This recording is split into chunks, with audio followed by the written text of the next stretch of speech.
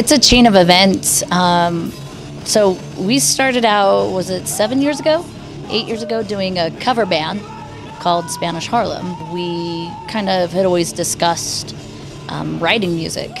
We're married, so it makes sense that we would do something together, and for us, our music's music. So it started there. We then formed a band called Paper Apes that we played in together. Jared was playing guitar in that band. I picked up the bass in that band. And that's when our little trio adventure began. And then from there, we were kind of just dicking around one day, and we were asked to play a gig as Paper Apes, and we couldn't commit to that as Paper Apes, and it was for a punk rock show. And Jared's like, well, it's punk rock, and I just was joking around. I'm like, I could play 4 chords. So he's like, okay, and he books it. And so then I had to really get serious about learning how to play a guitar, and he's always kind of wanted to play drums too. So from there, it went from him playing guitar and me in Paper Apes, and me playing bass in Paper Apes, into Doogie Howzer, where now he's playing the drums and I am playing the guitar. And then we have full circle, our original drummer from our cover band is now playing bass for us in Doogie Howzer.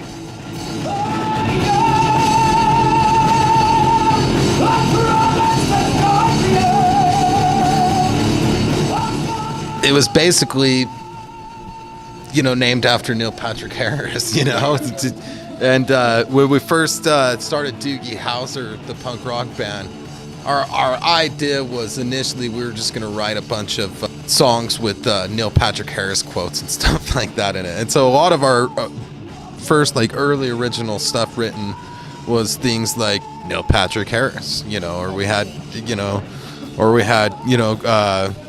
we had a quote from Fur Burger from Harold and Kumar, all these different songs where it was like Neil Patrick Harris quotes from all the movies and stuff like that he'd been in. And so we named it Doogie Howzer. And then, now since then, things in the band have changed, and not every song is about Neil Patrick Harris, because we went forward, got a little bit more professional, Right.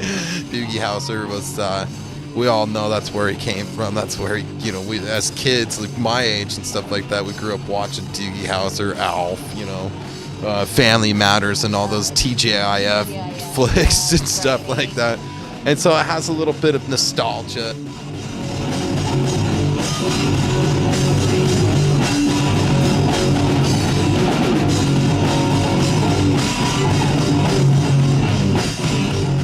Influences, I'd say we have a kind of really broad spectrum for musical influences, from old classical music to jazz to the old belters, Chet Atkins, a big dialogue.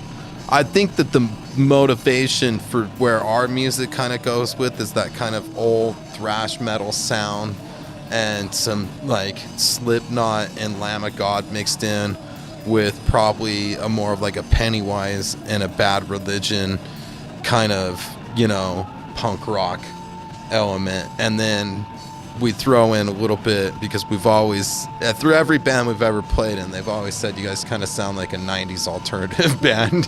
So that comes into play as well. But yeah, so Doogie Howzer is more of a thrash metal hybrid of, you take maybe the early 2000s new metal movement and throw it together with some alternative and punk rock from the 90s and 80s, and that's kind of where we're at,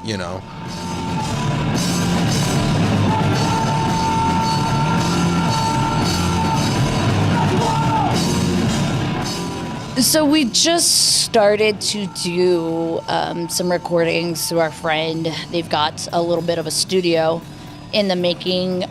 We just hit that up a couple weeks ago. We've been doing some editing on it. So right now we've got about 4 songs in the mix. I think 3 of them are pretty ready to release. And then the 4th one's coming along, and then we'll probably get back in there and record another 2 or 3 songs. And a side note is that we are with getting into the studio. We're going to be pressing an album, and hopefully we'll have it. We're playing with Green Jelly in August.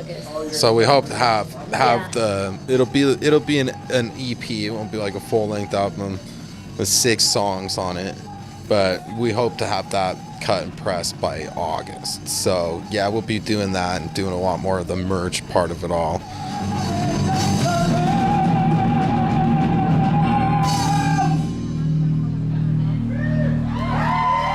Right now, of course, the main go-to is our Facebook, which is just the Doogie Howzer. We recently just put up a podcast that will be putting up some of our behind-the-scenes stuff, some of our recording, our first process going in the studio and recording this album, as well as a little like backstage pass with some of the local artists when we get to play shows and that. Because we'll be able to do some on-the-spot interviews with those guys too, just to spread the love in the scene and let people know what's out there. And that one is at anchor.fm/doogiehowzersucks. We do have an Instagram as well, Doogie Howzer Sucks, and we are currently working on a website as well.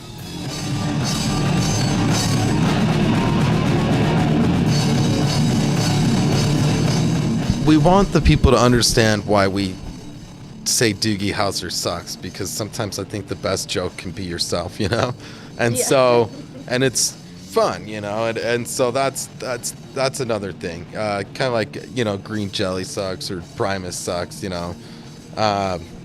We influence anybody that comes out to a Doogie Howzer show to literally, we want y'all to yell, "You suck" to us all the time. Right. So, you know, for anybody watching this and you come out and see us, just remember there'll be a point in the show where we stop and ask you to tell us that we suck, and we hope that the whole entire audience gets interactive with that, because that's some of the funnest things that we can do as a band. So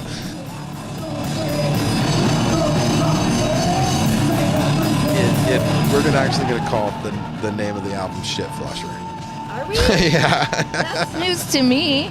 I don't recall agreeing on this. Is this something you and Worm came up with in the bathroom when I wasn't there? We were looking at an old toilet and we said this album's gonna go down like a shit flusher, so you know. I guess so. That's punk rock.